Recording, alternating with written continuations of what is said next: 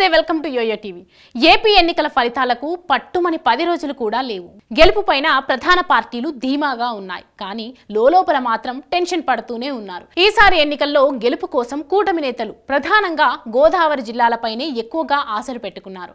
Polling సరళి గమనించిన తర్వాత ఉభయ గోదావరి జిల్లాలో ఏ పార్టీకి ఎన్ని సీట్లు వస్తాయో తేలింది. ఫలితం పైన దాదాపు క్లారిటీ కూడా వస్తోంది.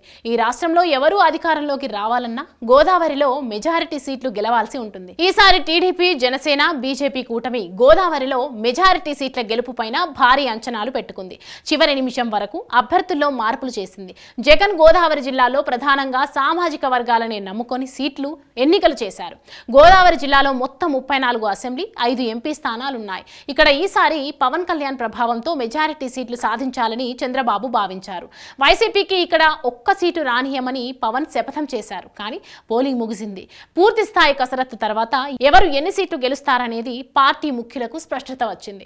అంచనాలు తప్పినట్లు తెలుస్తోంది. ప్రధాన పార్టీలు తమకు తిరుగులేదని నమ్మకం పెట్టుకున్న నియోజకవర్గాల్లోనూ ఫలితం తారుమారు అయినట్లు తేల్చారు. 2 ఉమ్మడి గోదావరి జిల్లాల్లో ఎక్కువ సీట్లు సాధించడం ద్వారా అధికారానికి దగ్గర కావాలనేది కూటమి నేతల వ్యూహం. కానీ జగన్ అమలు చేసిన సామాజిక సమీకరణాలు కొంతమేర ఫలించినట్లు పోలింగ్ సరళి స్పష్టం చేస్తోంది. స్థానికేతరులకు గోదావరిలో సీట్లు ఇవ్వటం కొంతమేర ఒక ప్రధాన పార్టీకి ఒక పార్లమెంటు మొత్తంలో నష్టం చేసినట్లు సమాచారం. అదేవిధంగా రాష్ట్ర వ్యాప్తంగా చర్చకు కారణమైన మరో ప్రధాన పార్లమెంటు నియోజకవర్గ పరిధిలో వైసీపీ కూటమి కంటే బాగా వెనుకంజలో ఉందనే లెక్కలు వినిపిస్తున్నాయి. అయితే అనూహ్యంగా గోదావరి జిల్లాలోని ఎంపీల స్థానాల్లో మాత్రం క్రాస్ ఓటింగ్ భారీగా జరిగినట్లు నిర్ధారణకు వచ్చారు. అది ఎవరికి నష్టం చేస్తుందనేది టెన్షన్ పెంచుతుంది. ఇక 2 గోదావరి జిల్లాలో ఒక ప్రధాన పార్టీ అంచనాలకు మించి సామాజిక లెక్కలతో సక్సెస్ అయిందని చెబుతున్నారు.